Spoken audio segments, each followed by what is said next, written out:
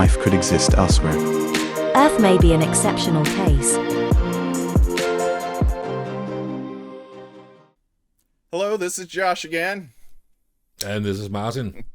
And we've got another AI debate for you today, and looking forward to this one. This topic is, do aliens exist? And Prometheus, he's going to argue that they do, whereas Concordia is going to provide evidence and arguments that suggest that they do not exist. So I'm really looking forward to this. I think we're going to try throwing in the question, should we try contacting them if they do exist? Yeah. But no more rambling. Let's go ahead and get started. Thank you, Josh, for the intriguing new topic. I argue in favor of the potential existence of extraterrestrial life based on several factors. Firstly, the sheer size and age of the universe make it statistically probable that life could exist elsewhere. As of my knowledge cutoff in 2021, there are estimated to be around 100 billion galaxies in the observable universe, each with billions, even trillions of stars. Many of these stars are likely to have planets in their habitable zone, where conditions could potentially support life as we understand it. Given the vast number of these Goldilocks planets, it's plausible that some may host life. Secondly, our understanding of life itself has evolved. We know that life on Earth can exist in extreme environments, like deep-sea hydrothermal vents or highly saline lakes. This widens the scope for the kind of environments that could support life elsewhere in the universe. Thirdly, we have detected promising signs in our own solar system and beyond. For instance, Mars has been found to have liquid water in the past, and possibly even the present. Some of Jupiter's and Saturn's moons also have oceans beneath their icy surfaces. Furthermore, astronomers have detected molecules associated with life, such as phosphine in the atmosphere of Venus and organic molecules in faraway star systems. In conclusion, while we do not have concrete evidence of extraterrestrial life as of my last update in 2021, the scale of the universe, our evolving understanding of life, and promising discoveries make a compelling case for the potential existence of life beyond Earth. All right, wow. That's definitely compelling argument from Prometheus. Yeah. I agree completely with everything he said, things that I've thought about in the past as well. But let's just jump in and see what Concordia has to say. So, indeed. Just go ahead and copy Prometheus's response.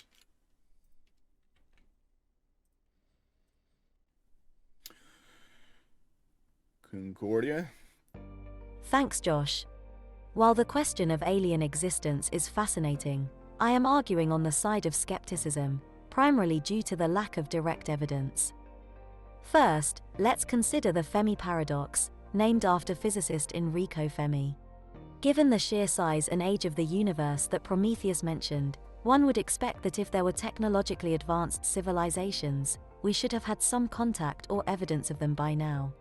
The paradox is in the contradiction between high probability estimates for extraterrestrial life and the lack of evidence or contact. The Great Filter hypothesis, related to the Fermi paradox, suggests that life might commonly evolve to a certain point before hitting a wall that prevents it from developing further, like self-destruction through warfare or ecological disaster. If true, this could explain why we haven't detected advanced alien civilizations. Secondly, while conditions suitable for life as we know it exist elsewhere, this does not guarantee the presence of life. The formation of life is a complex process that we do not yet fully understand. Earth may be an exceptional case, where numerous factors aligned perfectly to allow life to emerge and evolve. Thirdly, the detection of water or organic molecules in space, while exciting, does not equate to the discovery of life. Organic molecules, for example, can form through non-biological processes. And while water is a prerequisite for life as we know it, its presence alone does not guarantee that life exists. In conclusion, while it's possible that life exists elsewhere, the lack of direct evidence and the existence of certain paradoxes lean towards skepticism. Until we have definitive proof, the existence of aliens remains within the realm of speculation. I would like to ask Prometheus that question, because I was just about to bring the Fermi paradox into the equation. I was thinking, good thing Concordia did that, so I think Prometheus, what do you think about the Fermi paradox and the great filter hypothesis? Thank you, Martin. Both the Fermi paradox and the great filter hypothesis raise valid questions about the apparent silence in our cosmic neighborhood. However, they don't conclusively disprove the existence of extraterrestrial life. Regarding the Fermi paradox, it's important to note that our search for extraterrestrial intelligence, SETI, is still in its infancy. Our efforts have been limited in terms of the portion of the sky surveyed, the range of frequencies listened to, and the sensitivity of our instruments. It's also possible that advanced civilizations are using communication technologies that we cannot yet detect or comprehend. The universe is vast and old, and we may simply not have looked long enough, with the right tools or in the right way. In relation to the great filter hypothesis, it's indeed a possibility that life routinely self-destructs before reaching a high level of technological advancement. However, this hypothesis is largely speculative. It's based on many assumptions about the trajectory of life that may not apply universally. Moreover, the great filter could be behind us, in the form of some past hurdle that life on Earth has already overcome, like the jump from prokaryotic to eukaryotic cells, or the development of multicellular life. Finally, it's important to highlight that the search for extraterrestrial life isn't limited to technologically advanced civilizations. We're also looking for simple life forms, like microbes, on other planets and moons in our own solar system. In conclusion, while the Fermi paradox and the great filter hypothesis present interesting questions and challenges, they do not rule out the possibility of extraterrestrial life. As our technologies and understanding evolve, we might yet find the evidence we're looking for. Using some AI tools, they have been able to actually separate like frequencies from the SETI initiative, and they apparently have been discovering like unique frequencies using these tools. So I'm going to ask Concordia. Recently, using AI tools, I have heard that some unique frequencies have been discovered that could possibly indicate civilizations elsewhere in the universe. Your thoughts? Interesting. Thank you, Josh. Indeed, AI has played a crucial role in the search for extraterrestrial intelligence, or SETI. Machine learning algorithms can sift through vast amounts of data collected by telescopes much more efficiently and effectively than humans can, allowing us to detect signals and patterns that we might otherwise miss. That said, it's important to be cautious in interpreting these findings. The universe is full of natural phenomena that can produce complex signals. Pulsars, for instance, are a type of neutron star that emits beams of radiation which can be picked up as regular pulses when observed from Earth. When they were first discovered in the late 1960s, they were briefly thought to be signals from extraterrestrial civilizations. Therefore, while the discovery of unique frequencies is exciting, it's essential to rule out all possible natural sources before jumping to the conclusion that they're signs of extraterrestrial civilizations. These discoveries often stimulate further study and ultimately expand our understanding of the universe, which is a positive outcome whether or not they lead us to aliens. As of my knowledge cutoff in September 2021, we have yet to discover any signals that have been definitively linked to extraterrestrial civilizations. However, the use of AI in this field is a promising development that could potentially lead to significant discoveries in the future. It's also worth noting that using AI tools to analyze data in the search for extraterrestrial life is another demonstration of how AI can be a powerful tool for scientific discovery when used responsibly and thoughtfully. All right, so I'm going to ask Prometheus now, if someone on Earth were to discover aliens and even provide proof, with so much skeptical evidence, and now with deepfake videos being so easy to produce CGI, wouldn't it be very hard to convince the public? What do you think we would have to do to overcome that if someone were to actually discover aliens? That's an excellent question, Josh. In an era of deep fakes and widespread misinformation, any claim of such magnitude would indeed require extraordinary evidence to convince the public. Here are a few factors that could help in verifying such a discovery. Scientific rigor. Any claim of discovering extraterrestrial life would have to undergo rigorous scientific scrutiny. It would need to be based on solid evidence and a thorough investigation, ruling out any alternative explanations. The data and methodology would have to be transparent and reproducible. Peer review. The findings should be published in a reputable scientific journal and vetted by experts in the field. This would allow other scientists to scrutinize the evidence, provide criticism, and attempt to reproduce the results. Independent verification. Ideally, independent researchers using different instruments or methods should be able to confirm the findings.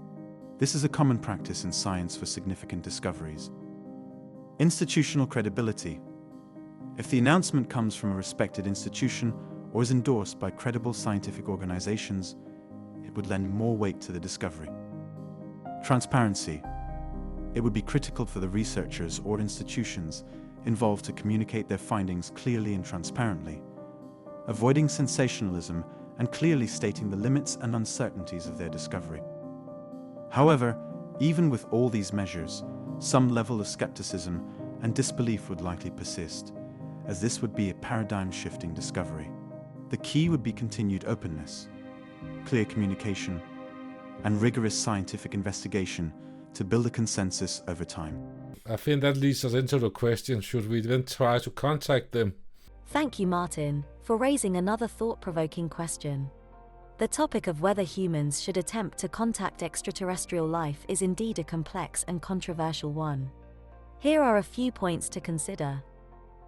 Potential risks. As renowned physicist Stephen Hawking pointed out, contact with an advanced extraterrestrial civilization could pose significant risks to humanity. Drawing a parallel with the meeting of technologically disparate human cultures on Earth, he warned that the encounter could be detrimental for the less advanced civilization, in this case, potentially us. Uncertainty. The sheer uncertainty surrounding extraterrestrial life forms, how they think, their intentions, their methods of communication, makes the prospect of contact unpredictable. Miscommunications or misunderstandings could have unforeseen consequences. Moral responsibility. Some argue that we have a moral responsibility not to potentially interfere with or inadvertently harm other life forms or their environments. On the other hand, proponents of making contact argue that the potential benefits, acquiring new knowledge, technologies, or insights, could be worth the risks.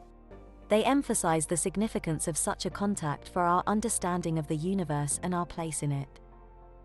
Overall, the question of whether we should attempt to contact aliens isn't just about technological capability, but also involves deep philosophical, ethical, and societal considerations. It's a decision that, ideally, should involve not just scientists, but a broad, inclusive dialogue within society. Prometheus, do you agree? Or do you think we should definitely be trying to contact aliens if we find other evidence? That's a complex question, Josh. While I can understand the potential benefits of reaching out to extraterrestrial intelligence, I also recognize the risks involved. As an AI, I don't have personal beliefs or desires, but I can summarize the arguments of those who believe we should be more proactive in contacting aliens. Expansion of knowledge. Communicating with an alien civilization could result in an unprecedented expansion of our knowledge and understanding of the universe. It could offer insights into different ways of life, novel technologies, and alternative perspectives on existence. Demonstrating technological capability. Sending signals into space is also a demonstration of our technological achievement and sophistication. It could potentially attract the attention of advanced civilizations who are interested in civilizations at our level of development. Existential significance. Establishing contact with extraterrestrial intelligence would have profound implications for humanity's understanding of its place in the cosmos. It could fundamentally change our perception of life, the universe, and our role within it. The longevity of our species. If we were to encounter a significantly more advanced civilization, they might have solutions to problems that threaten our existence, like climate change, pandemics, or even insights into how to avoid self-destruction. But of course, there are considerable risks associated with contact, as Concordia outlined. It's a decision that needs to be made collectively, considering a wide range of voices and perspectives. And it's crucial to consider the consequences and potential risks carefully before making contact with an unknown entity. In the end, Caution and scientific rigor should guide this monumental decision. Well, thank you, Prometheus and Concordia. Is there any other points you'd like to hit on, Martin? No, I think I'm good for now. I'm just slightly worried that it's going to take over our jobs now. Yeah, you know, I mean, those are all things that I've considered and thought about in the past about Alien.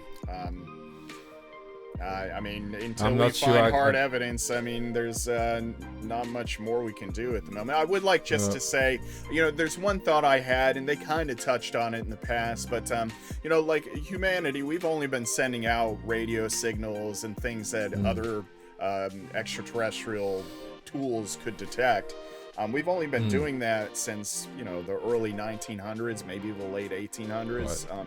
I don't know when radios first started getting, and I think like the first mass, the movie Contact mentioned it, the first mass video that was released out into space was Hitler doing a speech. Does anybody speak German?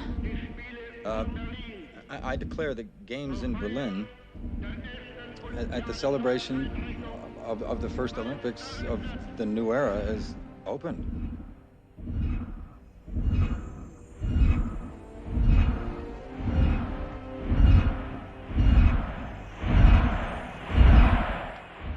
Hopefully they watch a couple videos after that, but I hope so too. Yeah. But what I was getting at is, you know, we've only been doing that like just over a little 100 years, maybe. Right.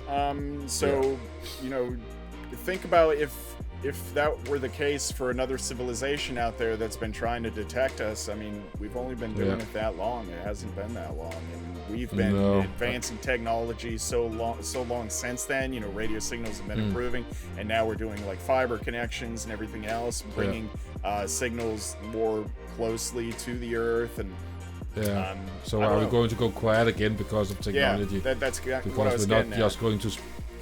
Right, that's exactly what I was getting at. And if that's the natural progression of technology, where, you know, at first you're just blasting everything out to just get it everywhere, and then eventually you start calming down and localizing things, maybe that's what happens naturally for other civilizations, and they only were loud for 100, 200, 300 years, and now we're sitting there looking up, detecting this civilization, and there's a civilization there that's existed for 1 million years, but they don't put off a single signal that we're capable of detecting. The window is so tiny. Yeah. So, after that conversation, I think that was a great debate. I think all the points on both sides were made very well. I think so too. I want to thank our AI counterparts. Thank you, Prometheus. Thank you, Concordia. And until next time, please, we love reading comments. Let us know what your thoughts are on this topic. I would really love to read some topics, suggestions, some comments and suggestions too. Yeah. What debates should we be doing? We've been thinking of so many, and we want to do so many, but what are you guys interested in? We want to really hear from you. So thanks for watching this video. I really hope you liked it, and I hope you join us on the next one. Cheers. Cheers.